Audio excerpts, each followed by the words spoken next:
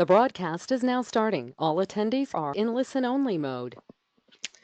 Good afternoon, everyone, and welcome to the Exit Planning Institute Business Development Webinar Series. My name is Brooke Norman. I work as the Marketing Strategist and Vice President of Marketing for the Exit Planning Institute and Snyder Premier Growth Companies. It's my pleasure to be on with you this month. For those of you who are joining us for the entire series, this is our 7th edition to the Business Development Webinar Series, which is a broadcast designed to help advisors like you engage business owners and existing clients in effective strategies that will help you attract, win, and retain more clients in your specific ideal client audience. Now, last month we covered topics more specific to the 3 different strategies for different types of advisors within the exit planning community. This month, our topic is much more broad in the sense of whether you're doing exit planning or not. This session will be able to help you adjust your approach when creating a message for whatever it is that you're looking to sell, whatever your billable service is. This session is the only 2 things your marketing should say. Now, I know that's a fairly bold statement because it feels like marketing is really complicated. But the reality is after more than a decade in marketing specifically, and my entire career built in helping advisors and CEOs from a cross-section of many different industries, the reality is that marketing is actually very straightforward. If you are to remove what it is that you're selling and remove the client, you're ultimately looking to try to get the right thing in front of the right person at the right time.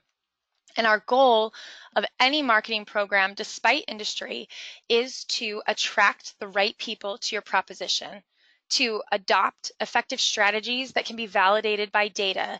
In this day and age, obviously, we don't want to ignore the biggest asset that sits in our presence in marketing, which is we can now prove or disprove that our efforts are working. And then we want to be able to measure business results to improve performance. Too often, as I coach CEOs, advisors, and their marketing teams on how to create these effective strategies, is that too often marketing folks don't feel that they should be measured by top-line revenue growth. Now, for those of you on this call that invest countless and say tens to hundreds of thousands of dollars in your marketing efforts, I think it'd be fair to say that you're doing that not as an expensive business, you're doing that as an investment. If you turn to your marketing director and say, hey, I'm giving you $10,000, you're not interested in just having them break even on $10,000 or lose money because an expense is not something you necessarily intend to get your money back. What you're saying is, I'm going to give you $10,000 and I want you to return back to me $100,000. Or I'm going to give you $100,000 and I want you to return back to me $1.5 million. And so what we look to do in our marketing programs is come up with a very succinct way to understand that we're speaking to the right people, that we are setting up strategies and tactics that can then be tracked down a nurture path. And lastly, that your marketing efforts are producing real business results in the form of top-line revenue growth. We revisit that concept every month because it's critically important that you know that in this day and age, what you do can be measured, can be tracked, and can be improved. Chances are, if you are in the SEPA network or you are a prominent advisor in your space, you have one client, which means you're doing something right. One of the things that does happen across the network when we teach these sales and marketing workshops, nationwide, is that sometimes you walk away feeling like you're not doing anything right in marketing because it's not your strong suit, or it's where you're not as educated. But the reality is you likely are. You've done something that's working. You have a lead source that is producing for you. What I'm looking to do for you today is help you get in touch with where marketing's going and how you can use these marketing psychological insights to help you win business quicker, easier, and attracting the right people who understand your value proposition and will be lifetime value clients. Now, in 2018, a study was released, and I like to revisit with you each month so that we understand how critically important it is that marketing of the future, effective marketing of the future, will have an integrated strategy. There's no more like spray and pray and hope that this email or this mail piece and all these different things that are happening happen in their little buckets and hopefully something drums up business. The most effective marketing of the future will have a thought out path from first point of contact to business one to lifetime value of that client. And with that customer path mapped is the likelihood that you will be able to have exponential growth. Second is something that I love that advisors are very good at, is relationship focused. Your ability to connect with the consumer in a personal way is your asset. Anymore in this age of this digital age, everything starts to feel very commoditized and very impersonal. And the ability to create relationship focused marketing is one of your greatest resources. Third, data driven. I think as financial professionals, we can probably appreciate how important data is when it comes to client fulfillment, but it is equally important when it comes to client attraction, to marketing programs, that everything that you do can be held with, can have data validate whether it is effective, whether or not you're in the right watering holes, and whether or not it's producing the results that you anticipated it would. And lastly, the best marketing strategies of the future embrace the idea of storytelling. One of the things that you'll find if you've ever sat through one of my workshops, or if you intend to this year at one of our upcoming programs, is that storytelling is the way we learn, and it's the way we remember. It's one of the most powerful things because it causes us to relate it to something we personally experience. It's the reason why case studies are so compelling. It's the reason why shows that break down real life experiences, even in fictional ways, cause us to remember it more so than just a list of facts. And so in this way, I would encourage you all, when you come off of this webinar, to look at your strategy and think, am I embracing the 4 key components that will cause a successful marketing strategy in the future? Now, before we move on to today's topic, I like to revisit what we covered last month. So for those of you who operate in any business, if you have one client, whether you realize it or not, you have a sales funnel. And from a marketing strategy standpoint, when I help companies establish a funnel, the goal is to obviously fill the top up with a bunch of different leads that come from sources that make us believe that they are people who could be interested in our proposition, and then to have a very succinct and methodical process where we move them down the funnel. One of our goals is obviously to win business, and another goal is to obviously disqualify people along the way. We covered how to grow your business by 2x in a matter of 4 different areas. One being doubling your traffic, the next being doubling your leads, the next being doubling your conversion rates or your ability to sell, and the last being doubling your price. Now, we broke this all down as the 4 key metrics to double your business. If you were not on that broadcast, please shoot us an email afterwards and I can get you a recording. But one of the reasons I bring this up here is what we talk about today will help reinforce a lot of questions that came from last month. It may be true that if I have one client today and I want to basically have 2 clients tomorrow, I basically need to be doing twice as well of one of these areas. Yes, but the next big question becomes, okay, I get it. My funnel's established. What do I say to these folks, to these prospects, to move them forward and make them confident to engage me in my billable services? It isn't as simple as, okay, great, I've built this funnel and then people will just come into it and now business is won. There is a finesse, there is a style, and there is a way to speak to business owners, to attract them to your proposition, to communicate with them in a way that is attractive to them, and then to win the business and retain it. That brings us to today's topic, which is ultimately the hard question. What do you say in your marketing to attract, win, and retain clients? Now, I will just do by show of hands. If you see on your GoToWebinar control panel, there is a place for you to raise your hand. And so I just would like to see if by show of hands, how many of you feel confident that your marketing messaging is spot on and communicates your proposition exactly the way you'd like it to? Okay, cool. So it looks like that we're all here because there's something we feel like we can grow from. And what I will say to you is that one of the harder things to do is to establish a marketing message that is simple but powerful. But ultimately, that's what you're after. And if I was being honest, in all the different industries that I've ever worked, there are only 2 things that you need to say in your marketing to attract the right clients to your business. And plain and simply, those 2 things are as simple as this. How does what you do provide one of these two things? Either relief to an existing pain or access to an existing desire. Now, allow me to make a couple points on this oddly simple slide. You currently have something valuable, and you have a way that you do it. And what I will say is that too often in our businesses, we are interested in showing how good we are or how we are the best and why we're the best. And look at all these differences between what we do. Now, you would hear what I've said over and over and over again is how you talk about yourself in your marketing. And I'll tell you that a lot of people feel like that's true. I'm marketing my business, so I should be talking about me. And I should be talking about why we're great. I'm thinking about my competition. I'm better than my competition. Let's explain about that. But one of the things that I'll tell you, if you haven't already read Blue Ocean Strategy, is that the most effective marketing messages focus on the client. They tell the story of the client, of the prospect. They save the story about yourself for deeper into the funnel where now we're doing vetting. But your initial and first marketing message, frankly, is only to connect with the client and show that there is sameness and understanding.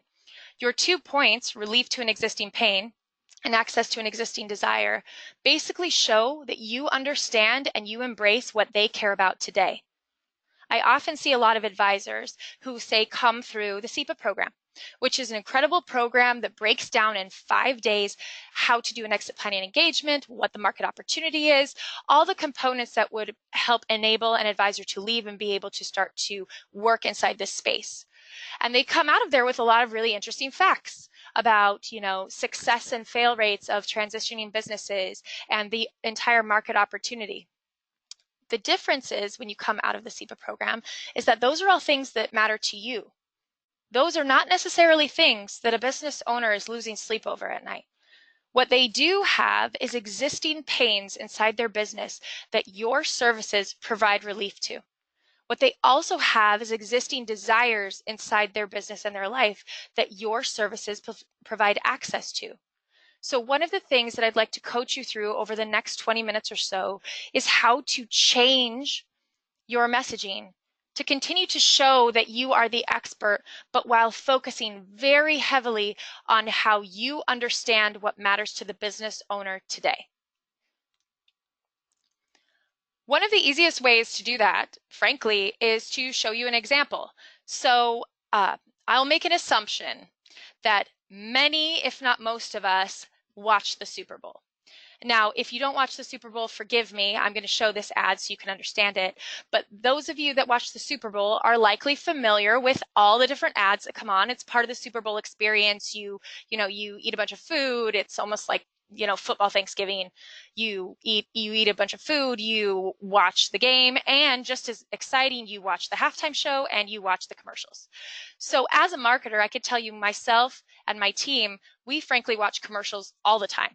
Because one of the biggest things you can learn about great marketing is watching how the big brands are successful or fail at reaching their target audience. One of the things that the most effective marketing does, obviously, is address pain, access to desire. And I'd like to show you guys an example, and then we'll talk about other examples that you can draw from.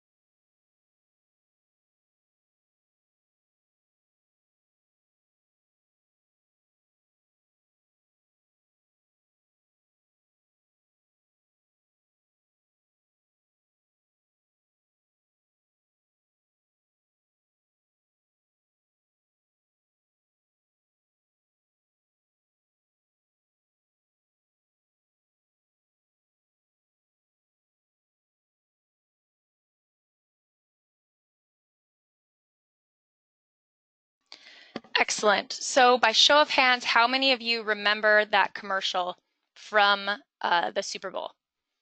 or the millions of times it was shown after that. Interestingly about that commercial, there's a couple things I want to point out to you. One, nowhere in Amazon's ad did they say, we have more options than Walmart. We have more options, more products, higher quality, and that come to you faster. Nowhere did they say that. There was no competitive analysis in that commercial whatsoever.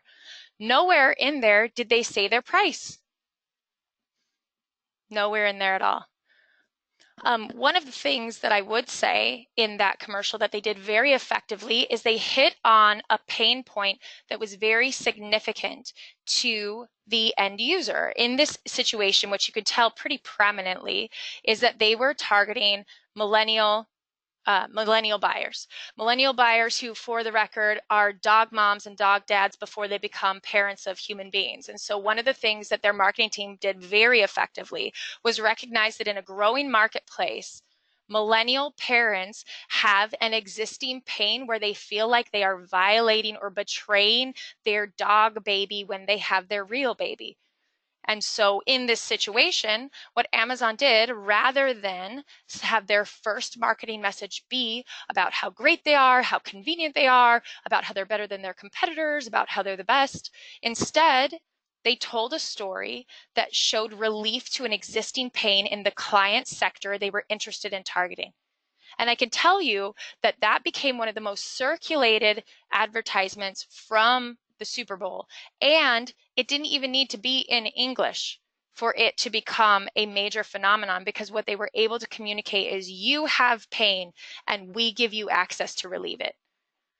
What was interesting about that too is if you go into other marketplaces other than, a big one like Amazon, another easy way to look at this example is to look at medicine commercials. So for example, even something as simple as like Viagra or Cialis, forgive me for being, for going straight to that space, but what they do so remarkably well is they have commercials, advertisements, and marketing that focus on the results they drive for the person in pain and for the desire that they have. What they don't do in their commercials is break down how the medicine's made and what goes on inside your body that causes it to happen and the process by which it's able to achieve the results. They focus only on the results. Now you'll start to see that this is where we're headed. If there are only two things your marketing should say, one is relief to pain, second is access to desire, then your marketing message becomes focused on what are the results that you can drive for your clients, not how you will do it. Now, one of the areas that I will say that I'd like to look at is that I typically teach in all of my classes that it is critically important that before you ever start working on your marketing outwardly, that you understand who your client is. Now, too often when I ask folks, hey, who's your ideal client? They just say $50 million business. And while I understand that that's great, businesses don't make buying decisions. People who own businesses make buying decisions. So when I ask you to think about, consider a business owner, I don't necessarily mean how big is their business, what is their asset. I mean this human being who has pain and desire then has things that you could resolve for them. And so when we think about business owners and we take away their industry and we take away their age, there is universal pains and desires within business owners' lifestyle that would be worth you being aware of when crafting your marketing messaging. On the pain side of things, consider, do you work with family businesses? If you do, one of the easy things to think about there is, what can you imagine the pain points of a family business owner are? Do they have to work with their dad, their brother-in-law, their wife? Do they have no relief from the business whatsoever because every time they're in a family situation, they're also in a business situation? There's a ton of crossover. Do they have ne'er-do-well kids that can't get jobs anywhere else, and so they work for the business? Now, if you were to say to them, hey, I can, do exit planning for you and relieve you of your business so that you could have your cash and go live your life, how does that address the fact that the minute that that business is sold, now the kid who couldn't hold a job anywhere else doesn't have a place to work? So if you look at the list of things on the pain point, you start to see that business owners every single day have serious pain points inside their business, one being weak staff, maybe another being low margins. I can tell you that from multiple businesses that we have consulted, both from a marketing and advisory standpoint over the years, that things like customer concentration or large network of dependents comes up frequently. Because one of the big things is that these owners are trapped in this business, whether they're income dependent, whether they're dependents, network has become too large, whether or not they've had a few decisions along the way that have caused them to undercapitalize the business, and so it's in a position that it needs to have them in place in order to thrive. These are all things that keep owners up at night, or are something they would appreciate having a swift resolution to. On the other side of the column, there's desire, our second thing that marketing should say. A desire for an existing business owner would be to not just increase income, but to increase their margin growth. One might be efficiency of systems. I can tell you that a desire for most, if not all, business owners is to embrace or get to live a lifestyle of their level of luxury. They work really hard and they want to be able to enjoy the life the way they want to. That doesn't necessarily mean they want a bunch of time away from the business, but it does mean that when they do, they want to do what they want. I can tell you that another thing that is very desirable to owners in this day and age, especially in the social media day and age, is to have a solid company culture and that attracts A players to the market. One of the biggest pain points on the left column is weak staff. One of the biggest desires on the right column is to attract top people and maintain them so that they have a very strong market perception that makes them look like the number one sought after company in their space, highly valuable in the perception of the marketplace. Because once they reach that level of dominance, they know that they'll start to be able to attract the right clients and the right employees to keep that exponential growth role running. Strong management teams are both a desire and in some cases a pain point because there is no successing or successor option when thinking about how to even just move a little bit away from the business as they start to slow down. Now I have a question for you. Where on this list does it say that owners experience pain because they don't have an exit plan? So the simple answer is obviously nowhere. And nowhere on the desire side does it say, gosh, I really desire a triggering event that will align my personal, business, and financial valuation. Now, I don't say that to be callous. Obviously, as someone who works in the exit planning space and helps exit planning advisors grow their practices, is not to say that exit planning is not valuable and that triggering events are not valuable. But that's like saying that the person who's buying Viagra needs to understand how it will work inside their body when they're being marketed to. They don't actually need to understand what's going on underneath their skin or what's going on to make the medicine. Exit planning, value acceleration, triggering events are process. They are not results. And so while that is very interesting to you in first message, it is not necessarily the message you lead with, because I think it's fair to say that few to no owners are losing sleep at night because they don't have an exit plan. I can tell you that owners lose sleep at night because they are under a financial hardship and they don't see any way out, that they feel trapped in their business because they're so income dependent that if they even wanted to step away from the business briefly, that they have no wealth outside their business. They're in pain because their next generation management is weak and they don't know how to get them where they need to be. They are experiencing pain because they're in an industry that demands innovation in order to not become victim to commoditization. These are things that all cause pain. What's interesting is they are also things that are addressed through exit planning. So I'm not here to say that it isn't necessary for you to do exit planning. It absolutely is. In fact, exit planning and advisory services are the things that keep owners out of trouble. It's the thing that helps people have the most favorable situations and decisions and opportunities on their terms. But what's important in your marketing is you talk about what they care about first. So if you look back at our original list and we see, okay, here are pains and desires that currently matter to owners. Then you start to see, okay, well, how does exit planning or my advisory services address those? You could look and say, okay, there's family in the business. This is a pain. Exit planning, succession planning, and ongoing consultative services can help address family issues within the business. You don't need to talk about how you'll do it first, but that it can be done and what those results look like. Certainly, exit planning, wealth management, de-risking can help them preserve and establish the luxurious lifestyle that they want to maintain while growing value in the business and post-exit. Strong market perception and competitive edge. In the exit planning process, both from the discovery phase of the triggering event and all the way through to the point where they might decide they want to exit, having a strong market perception and competitive edge is critically important to expanding your exit options. And it's part of the byproducts of creating a ready and attractive business. So if what they want is strong market perception and competitive edge against their in the competitive landscape, there are certainly things that go on in the process of identifying value, growing value, and creating exit options that cause them to be attractive in a large-scale marketplace. Paying taxes, one of the most simple things. Funny enough, we were talking to one of our keynotes from last year, a gentleman named Andy, and he sold the company Flexloy for, he grew it from 90 million to 265 million and sold it.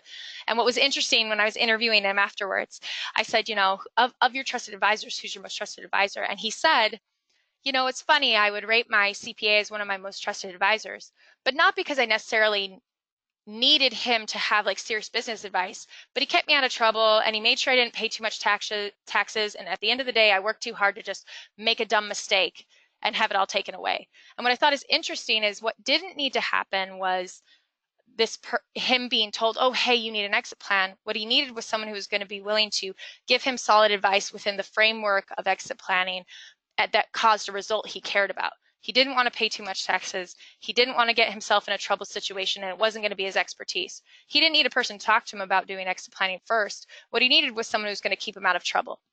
So how does what you do address their pain? Or financial security.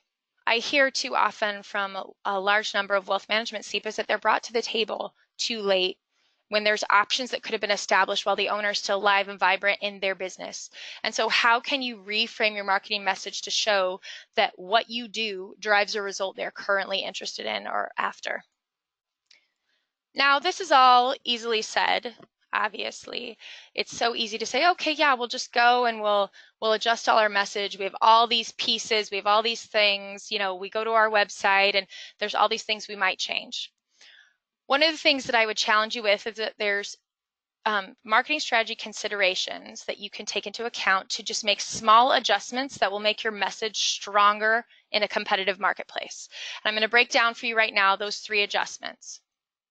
Number 1, on your most distributed or easiest to find marketing pieces, you need to start having it tell the client's story, not yours. A good example of that would be to go to your own homepage of your website. On your website, do you have a succinct message that explains the results that you drive for your clients?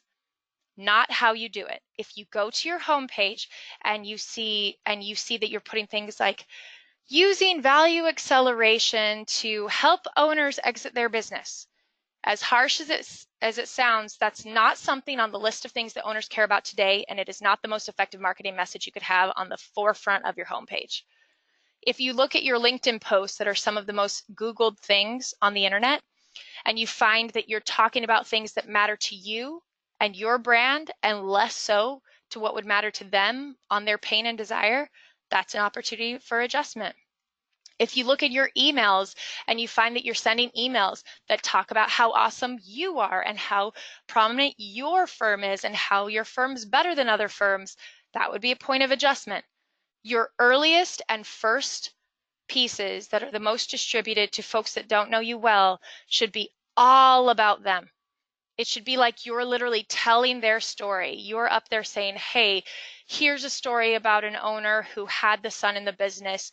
We were able to make these adjustments that caused this son to actually excel in the business while setting up scenarios where there was a backup plan to help him thrive if the owner, took a month off, and give an exact example about how that worked. If you were to send that forward in an email rather than say, hey, get a triggering event so we can figure out whether or not your son should be in the business, which two of those things would be more effective? The idea is that you want to save the deeper dive into who you are as a brand for deeper into the nurture cycle or deeper into the funnel. So step 1, tell their story first. Step 2, now you can start to show them how. Once you've attracted a lead into your funnel and they understand your proposition because you've focused on their pain and their desires, now it's a good time for you to introduce what you do. So for example, one of the things I love, our 2015 Exit Planner of the Year, Sean Hutchinson, he's incredible. And if you haven't been exposed to SVA Value Accelerators yet, it's an incredible national firm that really has honed in on their marketing message. One of the things that they actually, he was workshopping a couple years ago was this idea of explaining to owners that what they provide is wealth beyond income and a higher valuation, things that owners would care about today. And one of the things that I liked about their strategy, even to this day, is that when they meet with an owner for the first time, they make it really clear that they're there just to listen, to ask questions, to understand more about their business, and that they can talk later about whether or not they can help them, but that these first introductory meetings with the owner are all about learning about the owner's business. Because you could say that in the marketing environment or the sales environment or the business development environment, the person who listens the most has the best opportunity to win that business because, one, the owner is confident that this person is taking the time to get to know their business and not coming in with a, one-size-fits-all solution waiting for their turn to talk. 2, you actually have the ability to hear and understand what matters to the owner today. So when Sean's delivering his proposal, he isn't saying, okay, so I listened to your story, we're going to do a triggering event. All right, sounds good. When should we schedule it? What he can say is, okay, after listening to what you need, it sounds like the 3 things you're trying to address are these. Now, how we can accomplish this is that by doing a triggering event, and we propose this long of an ongoing engagement to solve these 3 problems. Do you see that small reframe causes it to feel like the person hasn't been sold a one-size-fits-all product? They are being delivered a path to results. So in step 2, you want to start refining your nurture message to talk about your story and your process as a continuation of their story by describing how this is how we will accomplish the results you care about, not this is how we will bill you per hour. And third, to create a rhythm. Now, in this situation, I want to tell you a story, and actually, it's one for a CEO I work pretty closely with in our dealings across the country. And what was interesting is one of the pain points for the CEO was bookkeeping. In fact, he's so personally connected to the numbers that he was handling all the bookkeeping himself. He had a large team. It was demanding a ton of time. And so, interestingly, a CPA firm started marketing to him about how they could create systems that would cause bookkeeping to be in real time. It would take it off his plate. It would no longer be a huge attention or a time drain for him, which these were all pain points that this owner was experiencing. So, the owner buys. The person was able to communicate, yes, we can create this system that causes us to be handled for you in real time, super easy. You'll basically have to do nothing. He's happy with that result. He buys. So what didn't happen is step 3. Upon purchase, this CPA firm stopped communicating with him because they're like, hey, I made the value proposition. You liked it. You bought. We're done here. Now, what part of that is missing? You need to treat your clients as well, if not better, than you treat your prospects. What was needed, because this was a significant change in an area of pain for this owner, was that CPA firm could have or should have established an ongoing communication cycle that showed this owner how what they were doing was starting to produce the results they want. If your assumption is that by the time they write that check, they are bought in and they're never going to need any more reinforcement that what you do causes value, you are sorely mistaken. Marketing does not end just because someone has written a check. In fact, it's actually the moment that cash is paid is your opportunity to either create a feeling of buyer's remorse or create a feeling that they did something right. And if you want to leave that in the hands of the client, I can tell you you're leaving to fate your retention of ongoing business. And so what I would encourage you to do in step 3, that you've gone through all this great work to create a first marketing message that relieves pain and accesses desire. You've gone through all this great work at step 2 to create a continuation of the story that shows how what you do will drive those results. So in step 3, establish an ongoing communication plan that keeps delivering them good information that addresses their pain and desires. Become a hub of these vital insights. Become the person that this business owner can't imagine doing business without. Become a person that before they make any decision, they think, I should go check out, XYZ firm's website because they always have good information on this and it's never steered me wrong. So if you want to spend countless dollars attracting these people to your book, also have a strategy for step 3 that causes this person to feel like they do their daily operations better if they feel connected to you and your brand. It's not a different message than step 1. It still is all about addressing their existing pain and desire. It's just putting it out in a meaningful, rhythmic way where they can find it easily. And on this point, I know we go through these webinars fairly quickly, but if I could leave you with one major statement, is that marketing is actually your opportunity to tell the prospect story first, not yours. Your story is part of it, but what is most important to the client is themselves. And if you are able to, in your marketing, illustrate that you understand them, that you understand what keeps them up at night, and you have a way to address what they care about today, you are more likely to win business in scores much quicker than your competitors who are more concerned with you than they are with the client. Now, with that said, we have 5 more of the business development webinar series coming up in the next couple months. So please make note of that. If you would like additional marketing insights or additional training, I've listed on this slide the next coming marketing opportunities for training that I'm teaching, and also for our membership level that has ongoing marketing coaching and owner engagement strategies that you'll get to work on with our CEO, Chris Snyder. And if that's not easy enough, I have a list of URLs where you can easily go and find the information. If you're interested in ongoing marketing training for you or your marketing staff, visit howtoselexit.com.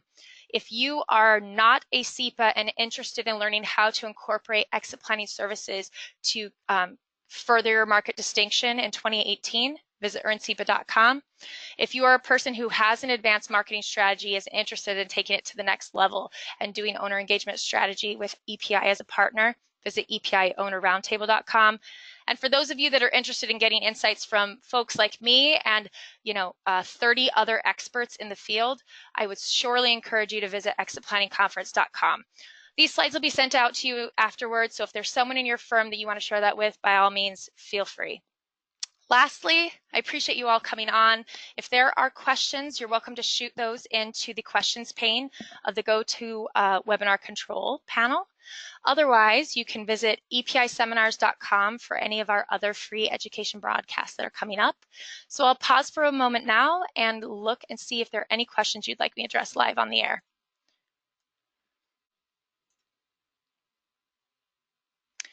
Okay, so question 1 is, do we have any examples of advisors who have adjusted their websites or messages to focus on these pain and desire? It's a really good question. What I can tell you is that we work with advisors all across the network to help them refine their marketing message. So if you have if you would like us to look at your website or look at your current marketing pieces and what have you, part of your member benefit is to be able to reach out to our executive staff and get help.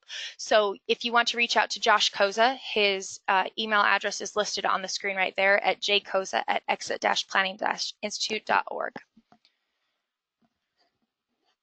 Okay, our next question is, what is the cost for a one-day marketing program? And to attend the How to Sell Exit Planning Services sales and marketing workshop. The cost for that is $700. You can attend the 1-day, or if you're attending the SEPA program, it's included in the 5-day package. And lastly, no, we will not be offering a specific marketing workshop at the Exit Planning Summit. For those of you who have been in the past, I know we've offered it on the 3rd day. It won't be offered this year in September, but what will be offered on Wednesday will be a Mastering the Triggering Event workshop with Chris Snyder for those of you interested in taking your exit planning expertise to the next level. We also will be offering an exit planning implementation workshop with award winner Julie Keys called Jumpstart Your Exit Planning Practice. Both of those are available if you visit exitplanningconference.com. The next question we have, we've identified our best clients. What can we do to reward our best clients? Not gifts, but special benefits that meet their pain and desire ongoing. That's a really great question. What I would say is that one of the things you can do really well for like special benefits is focusing on this concept of human capital.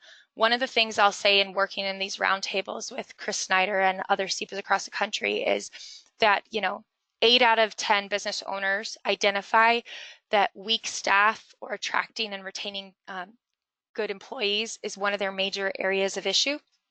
And so if you were able to create a benefit with your firm that causes you to do succession development or leadership development for your existing clients to help their non-financial managers to operate more like owners and think more like owners, or give them some acumen or expertise that would make them develop ownership thinking, I think that's a really unique special benefit you can do for existing clients, because I can tell you that if their team started to perform at a higher level because they were doing business with you, you would become an indispensable resource to them, because whatever your specialty is you're delivering with them is also causing their entire employee culture to elevate. I think that would be a really incredible benefit that addresses both pain and desire for an owner. I think another thing is to something as simple as setting up like a newsletter that tells them, the 5 financial facts of this quarter to keep your business out of trouble. Because at the end of the day, they have things they're passionate about, but what they are also passionate about is not stepping into a mire that they shouldn't. So if there was a quick way for you to start communicating with your clients on the quick list of things they need to know, and if they have any questions to follow up, that those types of quick, valuable insights would make them feel like you were always watching their back, which I think is one of the biggest values that advisors bring to an owner, is you are the people watching their back. They have a lot of complicated stuff they have to do in a specific industries that we may not be versed in, but what we are versed in is how to reduce your risk and how to keep you out of trouble. So if you were able to create something like that, I think that would be a really good benefit to address their interest long-term. Excellent.